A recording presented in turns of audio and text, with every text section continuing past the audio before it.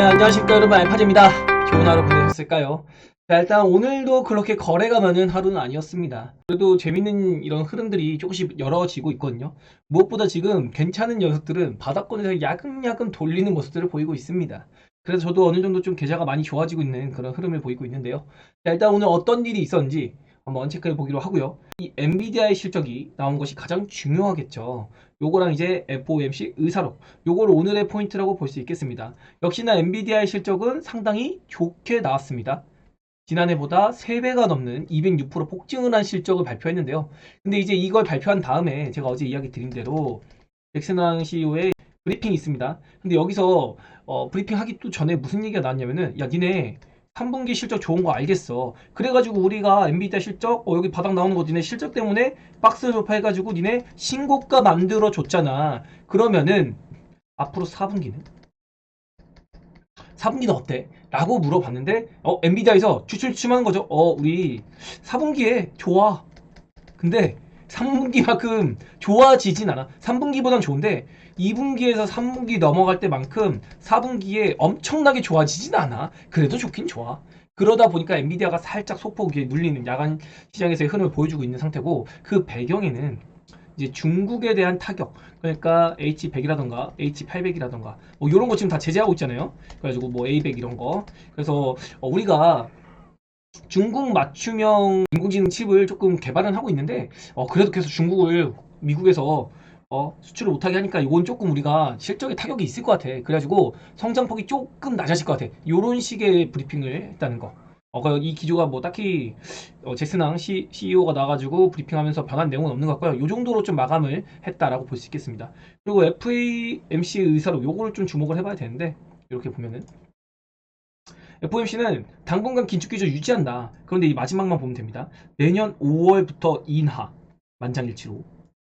그러니까 지금까지는 시장에서는 3, 6, 9 이렇게, 여기서는 골드만, 여기서는 모건, 여기서는 UBS, 이렇게 금리 인하에 대한 전망을 냈거든요. 근데 일단 UBS 같은 경우는 스위스은행이에요.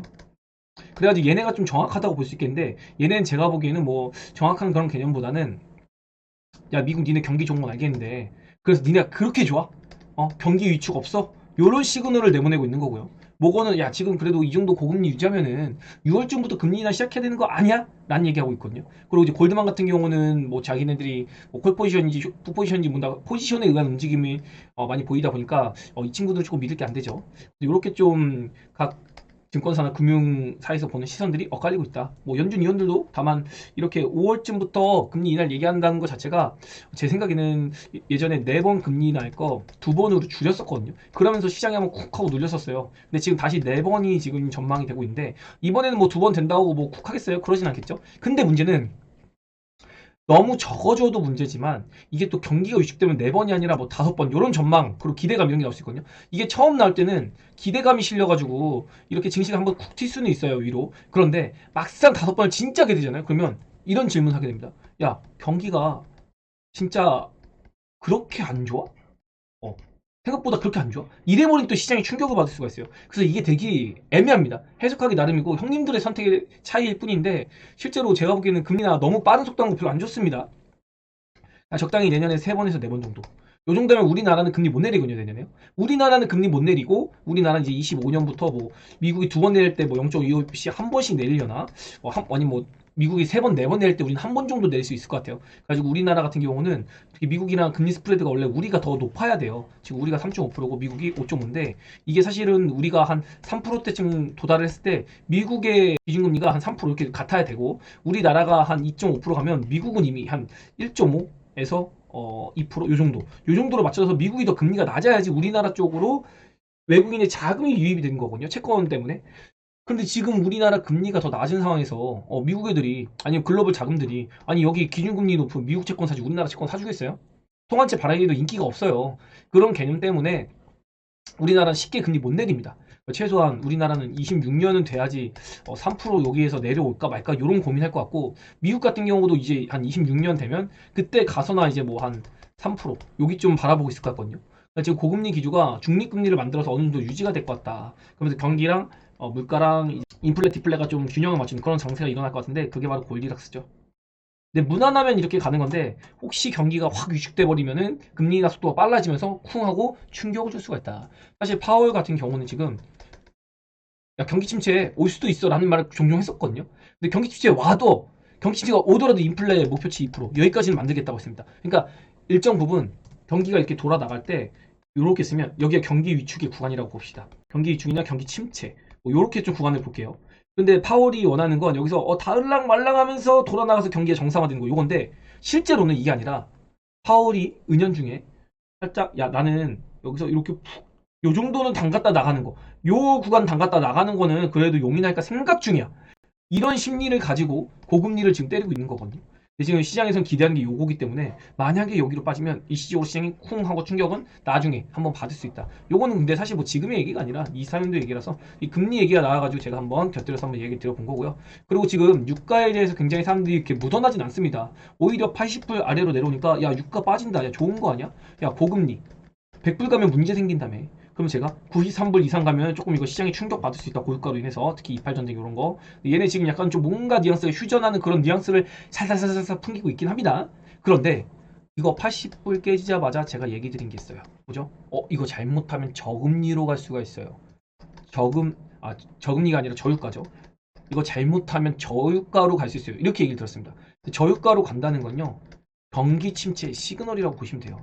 이 유가라는 거는 우리의 소비의 기준이 되는 그리고 우리의 생활의 활동성을 보여주는 그런 지표라고 볼 수 있거든요. 특히 미국에서는. 미국은 차가 없으면 다닐 수가 없잖아요. 지금 전기차 시대가 아직 도래한 건 아니니까. 이 유가의 소비가 굉장히 중요한데 지금 오늘 이제 오펙회의가 있습니다. 그래가지고 산유국에서 감산을 지금 한다고 해요. 특히 사우디에서 그러고 있죠. 그러면서 만약 300만 배럴을 지금 감산해가지고 사우디가 900만 배럴을 지금 추출해내고 있는데 요걸 지금 더 줄일지 말지 고민입니다. 왜? 저유가 기조가 지금 보이니까. 그러면서 공급 과잉이다. 사실 이 배경에는 미국이 너무 많이 뽑아내기도 합니다. 지금 미국이 하루에 1200만 배를 뽑아내고 있거든요. 그래가지고 사우디가 300만 감산할 때 미국이 지금 150만 배를 늘렸어요. 근데 이것 때문에 이제 해지를 시키고 있어요. 고유가로 갈까봐 이 전쟁 터지면서. 그런데 이걸 감안하더라도 감산 속도가 더 빠르거든요. 그런 걸 했을 땐 공급 과잉에 대한 전망이 나오고 있다. 오늘 오펙 회의에 감산에 대한 기대감이 있어가지고 유가가 73불에서 잠시 77불로 뛰긴 했습니다. 근데 이거 오펙 회의 때 감산 안 하고 그냥 지금 뭐 전쟁도 있고 뭐 2차 후차니까 유지할란다 이러면 다시 유가가 빠질 가능성도 있다는 거. 요게 만약에 다시 빠져버리면 진짜로 연준이 얘기하는 우리의 경제는 강하다 이런 것보다는 야 진짜 이거 경기 위축? 요거 좀 한번 우리 생각을 하고 추적을 해봐야 될 부분이라는 거. 뭐 비관적인 얘기는 아니고요. 그냥 이런 거 우리가 체크해 나가면서 추후에 뭔가 시장이 충격이 갈 때 우리가 대응의 강도, 대응의 정도를 판단해 볼 수 있는 겁니다. 자 그리고 어젯밤에 남겨드린 건데요. 우리 베타지 전용입니다. 자, 그래서 이렇게 일단 이건데 코스닥과 코스피 이렇게 좀 코스피가 좀 최근에 공매도 금지 나오고 이렇게 빠졌다가 눌렸다가 이제 여기까지 안 눌렸죠. 그리고 이렇게 지금 튀어 있는 상황입니다. 그쵸? 코스닥 어떤가요? 튀었다가 눌린 거는 여기까지 눌렸다가 올라온 건 여기까지 이렇게 못 올라온 상태입니다. 그래서 코스피와 코스닥 간의 괴리가 좀 발생했다. 근데 이 배경은 뭐냐면은 너무 간단합니다. 대주주 양도세 때문이에요. 이제 슬슬 대주주 양도세 회피 물량이 나오고 있는 것도 맞고 또 회피 물량이 안 나왔다 하더라도 신규 진입이 안 돼요. 예를 들어서 지금 슈퍼개미나 좀 자금이 크신 분들이 계시거든요. 이분들의 영향력이 굉장히 큰데 이분들이 이거 회피할 겸 하고 또 시세가 날만큼 나서 차익을 했어요. 그럼 새로 또 투자를 해야 되는데 이 투자처에 큰 물량이 들어가 버리면 뭐가 걸리나요? 대주주 양도세가 걸려버리잖아요. 대주주 양도세 걸리니까 이거 안 걸리려면 어떻게 해야 돼요? 1월에 들어가야죠. 1월이나 우리 이번 달 연말에 대주주 양도세 회피 시즌이 되면 그때 전화 들어갈 수 있는 거거든요, 상태가. 그러니까 이걸 좀 풀어줘야지 좀 코스닥 시장이 상승에 대한 그런 모멘텀이 생기는데 그런 모멘텀이가 들어갈 수 없는 구조를 정부에서 만들고 있다. 정부에서 어떻게든 이걸 완화를 시켜줘야 하는 상황인데 이게 조금 애매합니다, 지금 사실은. 그래가지고 특히 에코프로 같은 경우는 23년도 주도주잖아요. 에코프로 그룹이나 아니면 뭐 LNF든 코스모 그룹이든 뭐 2차전지 특히 양극재 관련 요런 애들이 24년 주도인데 지금 이미 고점에서 이만큼 늘렸더라도 24년 연초에 비하면 많이 올라 있는 상태예요. 그래서 얘가 반등을 하려면은 일단 이 대주주 양도세 회피가 돼야지 수급이 좀 강하게 들어올 수 있거든요. 근데 이게 지금 막고 있는 거예요. 수급 들어오는 거를. 결국엔 얘네가 2차전지가 지금 코스닥의 시총 1, 2, 4, 5이기 때문에 얘네가 튀어줘야 코스닥이 다 튀고 다른 종목들도 순차적으로 좀 힘을 받을 수 있거든요. 이런 수급 불균형이 조금 생기고 있는 상태고 셀트리온도 지금 그나마 바닥권에 있으니까 수급이 조금씩 올라오고 있는데 여기서도 보면 개인이 지금 매도를 엄청나게 하고 있거든요. 근데 이거 개인 매도 왜 할까요? 개인 매도를 하는 이유가 셀트리온을 차익하거나 뭐 물린 걸 포기하고 이런 게 아닙니다. 이 개인 투자자분들도 셀트리온 좋은 거 알아요. 그런데 대주주 양도세에 걸리기 때문에 팔았다가 다시 살려는 겁니다. 그래서 이미 셀트리온도 더 갈 수 있는 게 지금 막혀 있는 거고, 그리고 또 공매도 금지 때문에 HLB 이런 거 공매도 엄청 누적돼 있잖아요. 얘도 공매도 쇼커버 날만한데 이거를 공매도 입장에서 급할 게 없죠. 왜? 개인 투자자가 들어가지고 주가를 본인들이 기관 외국인 얘네가 안 땡겨주면은 개인 투자자도 지금 큰 손이 못 들어오잖아요. 그럼 조막손이 들어와가지고 이거 HLB 주가가 막 엄청 올라가겠어요? 못 간다고. 그러니까 이거를 풀어줘야지 HLB 같은 종목에 개인 투자자가 확 들어오고 그러면서 야 이거 안 되겠다 공매도 쇼커버 하면서 다다다 같이 서로 사는 그런 현상이 일어나는 건데 그런 배경이 지금 일어나지가 않고 있다. 지금 제가 발췌한 것 중에 이걸 보시면 뉴스에서는 이미 지금 대주주 양도세 관련된 뉴스가 엄청나게 많이 살았어요. 이거 여러분 딱 검색해보면 나오거든요. 주식 양도세 검색하시면은 이제 뉴스가 별로 양산이 되지 않는 걸 여러분 느끼실 겁니다. 윤 대통령이 지금 이제 영국을 가 계십니다. 영국을 가 계신데 귀국일이 26일이에요. 그래가지고 좀 시간이 남았습니다. 영국 들렸다가 이제 프랑스까지 갔다 오셔야 되기 때문에 일요일 날 오시는데 그럼 이번 주에는 대주주 양도세 체결이 좀 쉽지 않을 것 같다. 왜냐면 야당에서 지금 반대를 하고 있기 때문에 그런 상황이고 지금 MOU 이렇게 열심히 좀 체결해 오시는데 MOU 의미가 있나요? 사실 진짜 본계약 체결 아니면 MOU는 그냥 야 우리가 지금 완전 좀 너네한테 팔려고 하는데 니네 사줄래? 사줄 의향 있어? 그럼 이제 영국에서 그렇죠. 야 니네 거 그래도 완전 가격 좋고 괜찮더라. 우리는 프랑스 EDF랑 좀 더 친하긴 한데 야 일단은 계약서 써줄게. 계약서가 내가 이거 나중에 안 할지도 모른다. 그냥 지금은 가계약이야. 내가 이거 일단 계약서 써주고 니네 거 검토한다. 이런 개념으로 협력 이런 거 써준다 이런 식으로 한 거기 때문에 사실 막 크게 의미는 없습니다. 크게 의미 없고 그냥 이렇게 좀 정치적 쇼다. 우리가 갔으니까 그래도 내가 니네 나라 좀 면은 세워줘야 되잖아. 그래가지고 요거 협약서 정도는 써줄게 이런 상태고 진짜로 될지 모릅니다. 진짜로 될지는 모르는 거라서 막 크게 시장에서 좀 모멘텀을 받고 있는 상황은 아니긴 하죠. 그리고 이제 대통령은 26일 날 귀국을 하고 그 전에 프랑스를 간다고 합니다. 그래가지고 이제 부산 엑스포 요거 조금 홍보를 하시려는 것 같은데 어쨌든 외교 활동하는 건 좋은데 이거 가기 전에 대주주 양도세 좀 밀어붙여가지고 해놓고 하셨으면 얼마나 좋았을까. 벌써 제가 좀 대주주 양도세 완화가 지금 나오더라도 한 달 정도밖에 기간이 없거든요. 그래서 이걸 좀 빨리 11월 초쯤에 내렸어야지 우리 시장이 좀 랠리를 만들면서 나스다크의 키높이를 맞추지 않았을까 이런 아쉬움이 있습니다. 그래서 당장 오시자마자 지금 대주주 양도세 이거 밀어붙여가지고 통과시켜서 좀 개정을 하더라도 한 달밖에 우리가 랠리를 즐길 시간이 없다. 일단 수급 불균형은 해소가 되는 거니까 뭐 1월까지 뭐 연결해서 가면 좋은데 좀 아쉬운 부분은 분명히 있습니다. 어쨌든 이것도 돼야 말이죠. 돼야지 좋은 겁니다. 코스피 같은 경우는 이제 종목이 원체 시총이 크다 보니까 요거 뭐 사더라도 크게 개인의 영향력이 없고 또 기관이나 외국인이 좀 땡기는 흐름이 많다 보니까 오히려 요 틈에 대주주 양도세로 개인 투자자 뭐 삼성전자 같은 거 매물 많이 나오고 있죠. 그런 거 이제 외국인이 열심히 모으고 있죠. 기관이랑. 물량을 뺏기고 있는 그런 현상이 지금 코스피에서 일어나고 있는 상황입니다. 코스닥은 지금 전혀 뭐 그런 거 없이 그냥 거래량이 말라 비틀어지고 있고요. 이제 미국이 조금 쉬는 모습. 제가 나스닥이 이렇게 조정을 받고 상승 각도가 너무 가파르다고 했습니다. 원래 이렇게 이런 식으로 가야 되는데 너무 가팔랐어요. 그래서 일정 부분 기간으로 이렇게 쓱 눌리면서 빠지던 그리고 다시 가던 이렇게 올라온 만큼 폭에 뭔가 수렴하는 이격도를 수렴하는 주가가 이렇게 튀어 있으면 이격도를 수렴하는 기간이 조금 필요할 것 같다. 이렇게 좀 정리를 해봐 드리겠고요. 환율도 그냥 1,300원. 뭐 크게 우려할 건 아니고 뭐 빅스, 비트코인 뭐 다 걱정할 거 아니죠? 그리고 뭐 국채 수익률도 이제 안정권에 좀 들어가는 모습이고요. 뭐 시장이 빠지면은 튈 수야 있겠는데 엄청나게 걱정할 그런 단계는 아닌 것 같습니다. 수급이 그걸 말해주고 있어가지고요. 잠시 뒤에 또 얘기를 해볼게요. 그래서 엔비디아 얘기하고 미시장 얘기하고 이렇게 그렇죠? 그리고 무엇보다 오늘 이거 우리도 잠시 쉬어가는 구간이 생길 수 있다. 그래서 제가 컨트롤 좀 잡아드렸잖아요. 우리 시장도 공매동지 올랐다가 강하게 좀 늘렸다가 그리고 이제 여기 살짝 넘긴 상태, 요 상태. 여기서 마지막 누르기가 한번 나올 수 있다. 근데 이거는 굳이 피하지 않아도 된다. 이건 버텨내고 나면은 그 다음에 언제 랠리가 시작될지 모른다. 이렇게 좀 이야기 들었어가지고 요건 좀 그냥 넘어가면 됩니다. 다만 이제 200일선 걸쳐 있어가지고 장 초반 잠시 눌려 시작하더라도 우리 시장의 힘으로 200일선 지켜주고 상승 전환하는 반전하는 모습을 보일지 기대해 보도록 하겠다. 요거대로 나왔죠 오늘. 요거대로 기가 막히게 나왔고 오늘까지 역시 에코프로 머티가 상한가를 계속 기록했기 때문에 이런 수급 불균형 해소의 시간이 필요하다. 이거 좀 지속적으로 얘기 드리는데 얘네가 좀 2차전지 ETF에 돈 너무 많이 잡아먹고 있어요. 그래서 얘가 좀 빠져줘야지 여기서 다시 돈이 뱉어내가지고 다른 2차전지주 특히 코스닥이 좀 2차전지 주들이 많잖아요. 이쪽으로 좀 수급이 들어올 수 있다는 거, ETF 같은 거, 패시브 자금이. 얘는 또 코스피다 보니까는 오히려 자꾸 코스닥이 자금이 빠져나가가지고 얘가 올라갈수록 또 코스피로 자금이 흘러가 버린 바람에 코스닥이 더 힘이 없고 매가리가 없는 그런 모습을 보여줬다. 이렇게 좀 판단해 보는 게 정확할 겁니다. 이렇게 대주주 양도세가 해소가 돼야지. 이게 해결되지 않으면 12월 랠리의 폭이 작아진다. 이만큼 올라갈 거 이거 양도세 통과 아니면 요만큼밖에 못 올라갑니다. 그래서 1월 돼서나 이제 올라갈 것 같은데 좀 갱투자 입장에서 좀 많이 아쉬운 그런 상황이 될 수 있겠죠.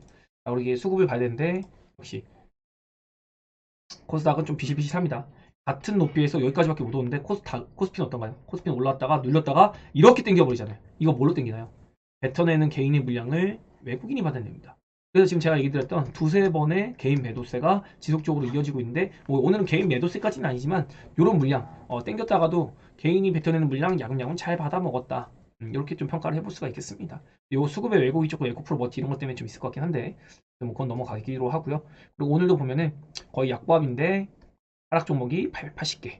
상당히 좀 여러분의 심리가 좋지 않은 신기가 불편할 또 반도체가 좀 강세를 보였고 그냥 뭐 2차전지 쉬어가는 흐름 제약주가 어제 좀 강했기 때문에 오늘은 좀 쉬는 모습 보였습니다. 미국 시장도 마찬가지였고요. 그리고 우리 시장이 이제 강보합으로 끝났는데 글로벌 증시에 비하면 그래도 그냥 뭐 강세를 보였다. 나름 잘 버텼다. 200이선 잘 위에 어제만큼 올려놨다. 이렇게 볼 수 있겠고요. 파생 시장에서 요거 7천억 또 땡겼네요. 그러니까 제가 오늘 베타지한테 이런 얘기를 드렸어요. 요거 이렇게 빠질 때 시장이 안 좋은 척하고 분위기 안 좋게 만들어가지고 여러분 좀 위축되게 하는데 뒤에서는 이렇게 모으고 있다. 이렇게 지금 저렴한 가격에 선물 포지션 회수를 싹 다 했습니다. 지금 이제 2511% 있는데 우리가 거의 2650 여기서부터 빠졌거든요. 그런데 이거를 2500에 벌써 플러스 전환을 가까이 시켰어요. 선물 쳐놓은 거를 매도 쳐놓은 거 다 회수해가지고 이제 지금 복구시켜놨다고. 외국인은 이제 올라가는 포지션으로 바꾸고 있는 거예요. 제가 12월 만기일 이때는 이거 플러스로 전환할 거라고 했습니다. 선물 수급 외국인에. 그래서 지금 상당히 좋을 거로 보고 있기 때문에 코스피는 상당히 좀 좋은 흐름 보일 가능성 높다. 이걸 정리해 보면은 아시아 증시 보면 대충 뭐 상해도 밀렸고 홍콩 밀렸고 인천도 밀렸고 니케이 그나마 강보합이었고 대만도 밀렸거든요. 이런 흐름들 미국도 슬슬 좀 쉬어가는 모습인데 우리나라는 나름대로 그냥 잘 좋구나 이렇게 볼 수 있겠고 이제 선물 1,400원밖에 안 남았네요. 오늘 6,500원 잡아주면서 그럼 내일 정도 한번 지수가 상승을 나온다면 선물에서 좀 매수가 들어온다 이런 가정하에 이제 외국인도 포지션을 상방으로 이제 전환하는 모습 수급 자체가 그래서 기대감을 좀 가져올 수 있는 구간 이렇게 좀 볼 수 있겠습니다. 코스피에서는 누적 추이를 이렇게 선물로 한번 볼까요? 어떤가요? 여기서 또 매도를 열심히 쳐놔요. 그렇게 포지션 자기들 해먹고 다 해먹고 이제는 선물을 땡기고 있죠. 여기 정도까지 빠졌을 때 시장 외국인이 선물을 이렇게 매도를 쳐놔가지고 이제는 시장이 무너진다 뭐한다 라고 하는 분들이 있었는데 여기서 진짜 어이가 없어가지고 그때 뭐 똑같은 말이에요 그냥 외국인은요 이렇게 밀었다가요 언제든지 다시 이렇게 땡기는 거 자기들 마음입니다. 자기들이 포지션 만들어가는 거기 때문에 그래서 이렇게 지금 계속해서 외국인의 매수가 누적되어 가고 있다. 선물 시장에서. 그러니까 이제 현 선물 다 매수하고 있는 거예요. 현물은 먼저 잡아주고 있었거든요, 외국인이요. 그래가지고 뭐 지금 걱정할 건 없는 것 같고, 이제 퀀트 분석을 보면은 여기서 올라왔다가 눌렀다가 이렇게 가고 있잖아요. 여기서 이걸 넘겼잖아요, 지금 요만큼. 그래서 201선에 안착해 있었어요. 오늘 개파락해가지고 잘 땡겨냈습니다. 아까 오전 브리핑에 요거 나오나 보자고 한 거예요. 이렇게 땡겨내나. 요럴 때 의미가 달라지거든요. 그래서 좀 상당히 좀 시장이 건전해지고 좋아지고 있는 걸 보여주고 있는 겁니다, 여러분. 그걸 강조해 드린 거고 지금 뭐 진행 상황이 여긴지 그건 모르겠어요. 근데 아마도 여기라고 보고 있습니다. 왜냐면 여기서 공매도 여기서 올랐다가 21선 넘기고 여기서 이렇게 빠져야 여기서 이렇게 빠져야 되는 게 이렇게 빠져야 되는 게 안 나오고 요거 공매도 금지 때문에 한번 급등 나온 게 요걸 잡아먹고 이렇게 땡긴 거예요. 그래서 지금 요거 하나로 이렇게 올라오고 요거 쑥 빠지고 이제 땡기는 그래서 요게 어느 방식으로 나올지 모르겠습니다. 그냥 한 60일선이나 아니면 21선 올라오는 거 정도 이렇게 만났다가 다시 갈지 좀 쉬었다 갈지 아니면 랠리를 그냥 쭉 뽑아버릴지 그건 몰라요. 그럼 퀀트는 퀀트기 때문에 이거 맹신하면 안 됩니다. 이건 과거의 데이터잖아요. 근데 이걸 추적해서 지금 자꾸 이렇게 데이터를 잡아먹는 겁니다. 잘하면은 200일선에 걸쳐 있는 게 여기 구간에 머물러서 요런 자리일 수도 있는 겁니다. 이건 모르는 거예요. 이거는 후행성으로 우리가 차후에 여기 좀 와 있구나 요런 식으로 분석을 하는 거지 시간적인 차이도 있거든요. 분명히 지금 시간이 짧게 흘러가고 있어요. 저 때보다. 저 2003년의 시즌보다 빠르게 흘러가고 있기 때문에 단정 지으면 안 된다 이거를. 항상 열린 생각을 해야 된다는 거. 아무튼 뭐 긍정적으로 보이고 다만 제가 보는 건 여기 정도 오면은 여기 이렇게 하향 추세 여기서 아마 저항이 분명히 있을 거거든요.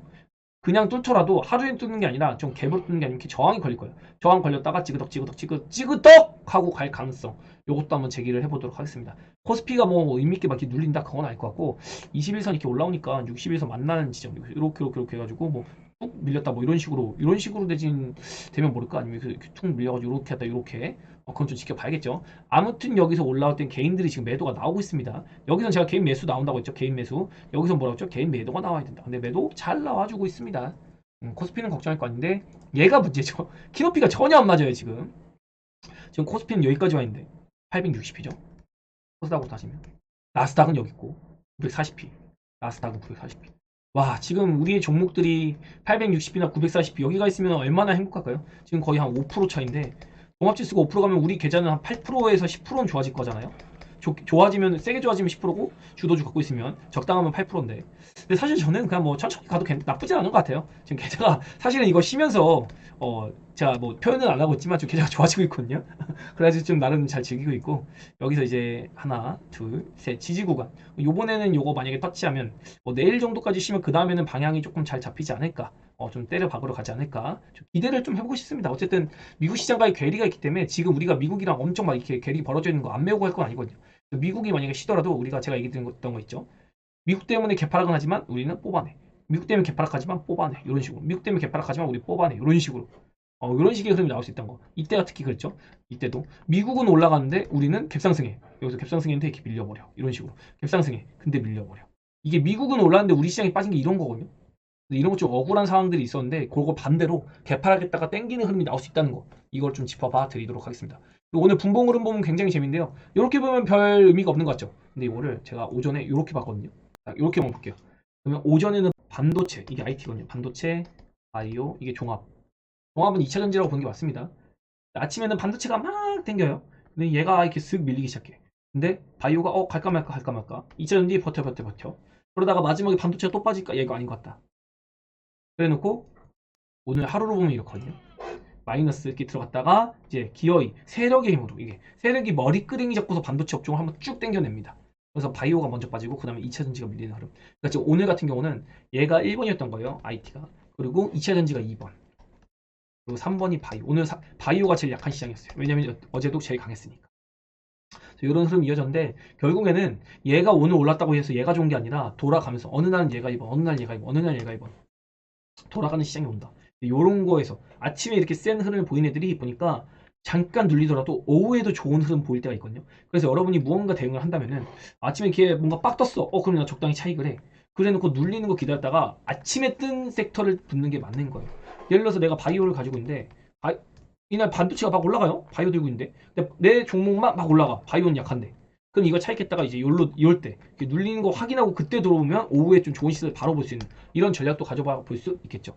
물론 뭐 여기 바이오도 이렇게 급하게 눌렸다가 다시 땡기긴 했는데 아무튼 이거는 뭐 그냥 단기적 관점이고 제가 지금 단기적 관점으로 보는 게 아니라 일단은 1차 상승 모두 보자고 하고 있잖아요. 그래서 이 1차 상승까지는 여러분이 좀 마음 편하게 시간 두고 보시라. 지금 정부의 정책이 좀 필요한 상황이고 또 공매도 금지 효과 은근히 많이 보고 있습니다.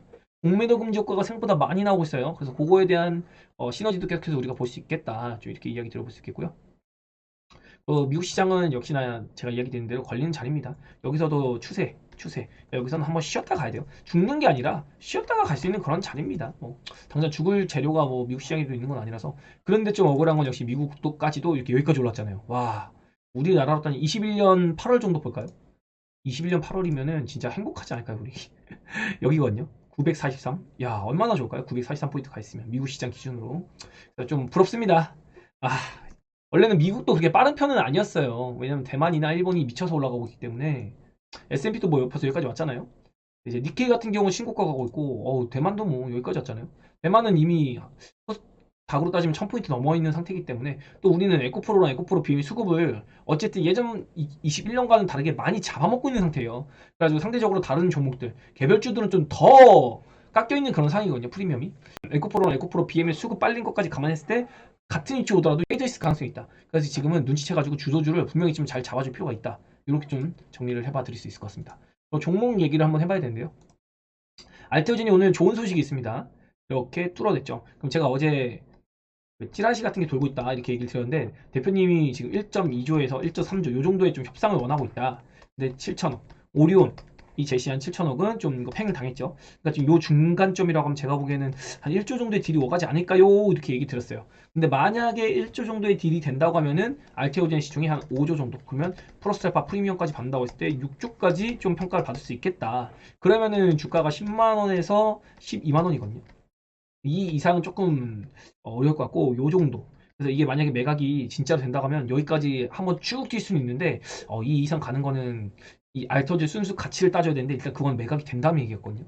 이런 얘기들도 돌고 있는데, 그거에 대한 기대감 때문에 막 엄청 올라간다, 그게 아닐 수도 있어요. 그게 아닐 수도 있다고. 로열티 협상 막 이런 걸로도 갈 수 있고, 다양한 방면이 있기 때문에 여러분이 마냥 좀 좋은 소식으로만 대응할 건 아니고, 제가 오늘 우리 베타즈 분들한테도 따로 알려드리긴 했는데, 뭐냐면 여기 블루라인 터치할 때 얘기를 드렸어요. 근데 아니나 다를까 블루라인 터치 맞고 이렇게 좀 내려오더라고요. 그래서 저희는 일정 부분만 좀 유지하고, 일정 부분 이하의 물량은 쳐내고, 일정 부분만 유지해서 이제 끝까지 한번 가본다, 이런 개념이고, 제가 얘기 드렸던 게 요 수렴 각이잖아요. 이렇게 그래서 이렇게 온 다음에 질질질 셀 수도 있습니다, 여러분. 그래서 시간이 끌 것 같아요 라고 얘기 드렸는데, 이게 이제는 한번 뚫어냈으니까 이건 의미가 없는 거예요. 그래서 제가 이걸 뚫었기 때문에 좀 더 긍정적으로 봅시다 라고 얘기는 드렸습니다. 다만 이제 요렇게 볼 수 있거든요. 예, 이렇게 상승세기를 또 이제 흐름으로, 여기 뭐 꼬다리 같은 거 이렇게 남아 있고, 여기서 이제 급등함까지 따질 수는 있지만, 그래도 이제 요 흐름을 또 무시할 수는 없기 때문에, 여기서 혹시 7만 원 리스크 관리를 하시는 분이 있다면, 7만 원이 깨지는 흐름이 혹시라도 나오면 여기서 비중을 조금 더 줄여도 괜찮을 것 같다. 21선도 이제 내일 이렇게 올라올 거거든요. 그래서 아마 21선 정도가 기준이 되지 않을까. 좀 에버리지를 넓게 가진다고 하면은 21선과 7만원 요 구간에서 만약에 요걸 이탈해가지고 정착을 해버린다. 그러니까 장중에야 뭐 내려갈 수 있겠죠. 근데 종가상 요걸 깨는 흐름이 감지가 된다라고 하면 비중을 조금 줄여보는 거 괜찮을 것 같습니다. 그리고 다시 사면 되잖아요. 여기 뭐 6만원쯤 오면은 올지 않을지 모르겠지만, 오면 다시 사면 됩니다. 그것도 올 가능성도 있고요. 이렇게. 왜냐면 지금 얘가 초강세를 보이고 있는데, 만약에 대도주 양도세 완화가 되면은 실제로 알테오젠 버전, 제가 보기에는 그 에코프로 그룹주 이쪽으로 지금 못 들어가고 있는 수급들이 있거든요. 여기 쪽으로 좀 수급이 들어가면서 이쪽으로 쏠릴 가능성이 커요. 그래서 여기서 좀 패시브 자금이 나와가지고 다시 일로 들어가야 되거든요. 예전에 제가 이런 말 들었잖아요. 에코프로랑 알테오젠이랑 수급, 얘 지금 유동성이 제한적이기 때문에 얘네 둘 중에 하나만 갈 수 있다고, 둘이 같이 가는 경우가 굉장히 힘들 거다라고 얘기 들었는데, 그런 상황이 발생할 수가 있습니다. 아니면 차라리 셀트리온이나 뭐 HL이나 이런 애처럼 아예 바닥권에 있던지, 그러면 그냥 뭐 대주장수에 걸리겠어요. 그냥 뭐 어느 정도 자금 들어올 수 있겠죠. 그래서 그런 것까지 좀 설명을 간단하게 짚어봐 드리도록 하겠고요. 그리고 오늘 전광판 간단히 봐드리면, 이렇게 뭐 특별히 센 섹터는 없었습니다. 그나마 조선이 조금 오늘 강했다, 이게 좀 보였는데, 글쎄 얘도 제가 보기에는 코스닥이 만약에 강세장 나면 눌릴 것 같거든요. 얘가 코스피 위주라 가지고 지금 코스닥이 숨 죽이고 있는 상태다, 이렇게 좀 볼 수 있겠다. 반도체가 그나마 전반적으로 강했는데, 제가 아까운 거는 여기 파운드에서 제가 SNS 때 요거 하나 본다고 했잖아요, 라이브 때. 그리고 뭐 디자이너스는 뭐 AD 테크놀로지 이런 건데, 디자이너스는 제가 좀 별로 좋아하지 않는다고 했습니다. 그리고 펜리스도 안 한다고 했죠. 물론 펜리스에도 골라놓은 거 있었는데 할 생각이 없었어요, 이쪽은.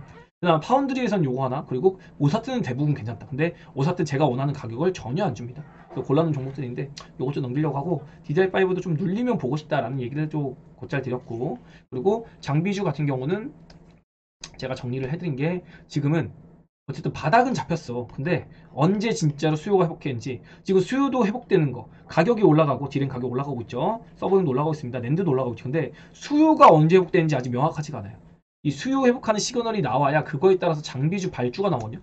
그래서 지금 저는 장비주나 소재주, 뭐 부품주 이렇게 있으면은 저 소재 쪽이 좀 더 유리하지 않을까, 이렇게 좀 보고 있습니다. 현재 일단 수요가 계속 내년에 생길 테니까. 근데 장비주가 원래 먼저 튀는 게 정석이에요. 얘가 먼저 튀고, 그다음 얘가 이런 식으로 순서대로 튀는데, 이런 식으로 지금 장비주를 골라는 건데 막상 손은 안 나간다. 그리고 제가 이런 얘기 들었습니다. 반도체 좋죠. 뭐 예를 들어서 오늘 뭐 제가 SNS 태그 샀다고 봅시다.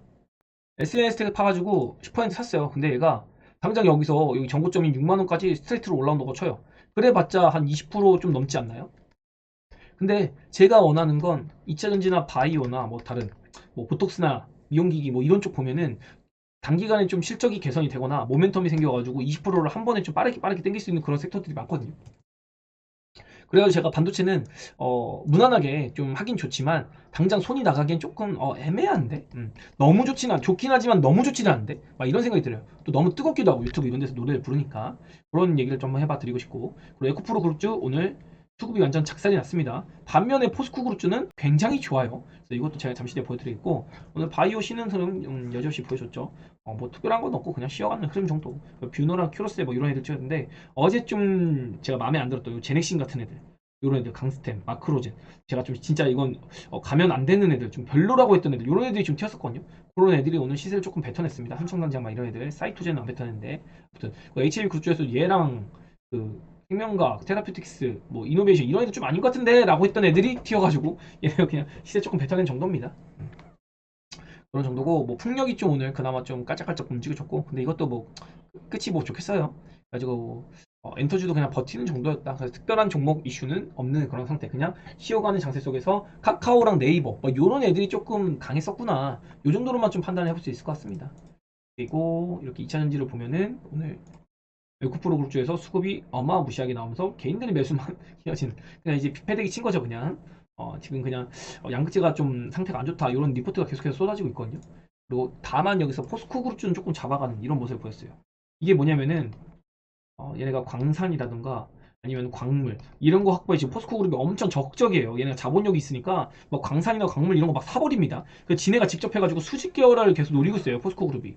그래가지고 차후에 막 이런 식으로 LF 배터리 밀려서 한 2, 3년 정도를 시간을 끌어버리면은 결국에 지금 에코프로 그룹주가 가지고 있는 지위를 포스코 그룹주가 좀 뺏어갈 가능성도 매우 농후하다. 그래서 포스코 그룹주 우리가 좀 유심히 봐야 된다. 이런 이야기를 한번 드려보고 싶습니다. 그리고 LNF 이런 거는 사실 여러분이 걱정할 게 없는 게 테슬라 발이 커요. 결국엔 테슬라랑 동행하는 게 LNF이기 때문에 에코프로랑 좀 별개로 이런 것 좀 기대해 볼 수 있고, 테슬라가 지금 계속해서 칼을 휘두르고 있기 때문에 테슬라도 나쁘지가 않거든요. 그래서 그런 것까지 한번 간단하게 정리해 봐 드리겠고, 양극재는 제가 어제도 정리해 드렸지만 이전에 23년도의 컨셉은 뭐였죠? 2차전지도 바인딩 계약, 그리고 기술력, 그리고 고마진, 요런 게 좀 컨셉이었거든요. 이게 바로 NCM, NCA 막 이런 3원기 양극재 배터리의 수요 막 남는 게 많다. 그리고 우리가 공급이 적으니까 야, 우리가 가격 제시한다. 이런 게 매력이었어요. 기술력이랑 남들은 못 따라하는 거. 근데 지금 LFP가 너무 자리를 잡아버리고 대세론이 생겨버려서, 근데 제가 리포트를 쭉 보고 아무리 공부를 해도 LFP는 결국엔 사장되거든요. CATL에서도 LFMP 막 이런 거 망간 섞어가지고 만들고 있는데, 그래봤자 결국에 NCM, NCA 배터리 이거 가격을 잡아버리면 LFP가 게임이 안 돼요. 지금 제가 리포트도 이렇게 찾아놓은 게 있는데, 이렇게 가격 경쟁력 높은 LF 배터리 채택 확대 전망 뭐 이런 거 나오고 있는데, 결국엔 가격 잡으면 NCM이 이긴다 이렇게 좀 보는 게 맞겠습니다. 전기차 시장의 성장성은 여전히 긍정적이긴 한데 지금 결국에는 LF 배터리 채택을 많이 하고 있다. 그래서 이렇게 CAT의 배터리도 채택하고 있고, 여기서 유럽에서 전기차 수요가 계속 둔화가 되고 있다. 막 이런 얘기가 나오면서 지금 잠시 위축이 되고 있는데, 이걸 보면은 핵심은 뭐냐면요. 이런 내용들이 아니라 24년 전망입니다. 24년 전망이에요. 24년 전망이라고. 이거 보면서 느끼는 게 없나요? 제가 항상 2차 전지를 두고 무슨 얘기를 드리냐면, 우리가 2024년을 보고 투자할 건 아니잖아요. 이제 벌써 2024년입니다. 주가는 선행을 하나요? 후행을 하나요? 주식이라는 건 선행을 합니다. 우리가 봐야 되는 건 지금 언젠가요? 24년이 아니라 이제는 25년부터 26년, 멀게는 2027년까지 밸류를 받을 수 있는 이런 종목들을 봐야 되는 상황인 거예요. 이제 2024년 끝났잖아요. 한 달 남았잖아요. 2024년이라고. 이미 이거 2024년 안 좋아가지고 주가 빠진 거잖아요. 23년에 선행해가지고. 이미 빠질 만큼 빠졌어요. 그 메모리처럼 빠지고 있는데, 지금 2차전지가 여긴지 모르는 거야. 근데 이거 지금 여긴 거, 이 바닥인 거 지금 알 수가 있나요? 지금 현재 당시에? 몰라요. 지나가 봐야 여기쯤 왔을 때, 지금 이때가 바닥이었구나. 야, 2023년 11월이 바닥이었네. 이거는 2024년 한 2, 3월 돼야 알 수 있는 거예요. 지나고 보니까 이때가 바닥이었더라. 근데 이때가 바닥인지 이때가 바닥인지 그걸 어떻게 알아요? 그러니까 지금은 우리가 여기를 지나고 있는지 아니면 여기 내려오고 있는 단계인지 그건 모르는 겁니다. 다만 이 바닥이 확인되는 구간이 있으면 이때부터 주가는 이제 바로 또 반등이 시작됩니다. 24년에 안 좋다며? 안 좋은 거 알잖아. 그럼 25년은 좋아져? 그럼 밸류 받아야지. 이런 식의 논리가 형성이 될 수 있다는 거예요. 이런 것도 2차 전지에서 여러분이 알고 계시면 될 것 같고, 반도체 좋습니다. 이 서버용 가격이 올라오고 있는 게 굉장히 크고 수요도 올라오고 있습니다. 이제 랜드만 올라와 주면 돼요. 그러면 이때쯤 되면 이제 뭐 HBM 제가 보기에는 고밸류만 해소하면 되거든요. 시간이 필요한 겁니다. 뭐 무너진다, 안 좋다, 망한다 이런 개념이 아니라 이 고밸류만 어느 정도 해소하면 다시 좀 볼 수 있는 구간이고, 지금은 아니에요. 지금 아니고 전체적인 비메모리 얘네는 쉽지 않을 겁니다. 얘네는 쉽지 않을 거예요. 진짜로 디램 관련주가 올라가기 시작하면은 얘네는 쉽지 않을 것 같아요. 아무리 삼성에서 밀어주고 투자해도 결국에는 돈을 벌고 실적이 찍힌 건 얘네 쪽이거든요. 메모리 쪽이거든요. 그래서 메모리 쪽 보시라 이렇게 이야기 드려보고 있고, 조정이 나오는 거에 한해서 HBM 정도 보는 거 괜찮다 이렇게 이야기 드린 겁니다. 그리고 바이오 같은 경우는 자꾸 제가 이런 말 하면 좀 여러분 기분 나쁠 수 있는데, 잡바이오들이 수급이 먼저 붙고 있어요 지금요. 요런 거 튄다고 아무거나 혹하시면 안 돼요. 이런 얘기 돌잖아요 지금. 야, 이번엔 바이오다. 진짜 이제 금리 인상 끝나고 바이오 갈 거다 이런 얘기하면서 바이오에 대한 관심이 좀 생겨 있어요 시장에서. 근데 잡바이오는 아니라고. 지금 이런 쪽으로 현혹을 하고 있는 것 같아요 제가 보기에. 진짜 좋은 애들 잘 안 움직였거든요 실제로. 그러면서 제가 뭐 예를 들자면, 노골적으로 하는 얘기들은 보로노이 같은 거 있잖아요. 제가 얘가 되게 좋다고 했어요. 좋은 애인데 뭐라고 했죠 이거 올라올 때? 이거 절대 바로 못 간다고 했습니다. 물량 소화해야 된다고 했어요. 하락에 대한 물량 소화, 유무증에 대한 물량 소화. 뭐라고 했죠? 올라와도 쉬는 시간이 필요하다. 이 쉬는 시간 동안에 그동안 너무 낙폭과대였던 바이오들이 한번 꿈틀하고 죽고 꿈틀하고 죽고 이런 식으로 꿈틀꿈틀 하나씩 하나씩 움직여주는 정도다. 진짜 좋은 애들은 조금 수렴하면서 기다리는 그런 바이오들이 꽤나 많습니다. 지금 가는 바이오 쫓아가다 가랑이 찢어집니다. 좋은 바이오, 특히 재무 문제 없는 거 꼭 확인하시고 투자하시길 바랍니다. 그래서 이렇게 좀 주요 종목들 좀 체크해 봐 드렸고요. AI 관련주도 이 4년 되면 또 한번 움직일지 모르겠어요. 왜냐면 금리 인하가 시작되면 제가 보기엔 AI 관련주도 좀 나쁘지 않을 거거든요. 근데 재무나 실적, 내용 이런 걸 봤을 때 별로 마음에 안 들어요. 로봇도 마찬가지입니다.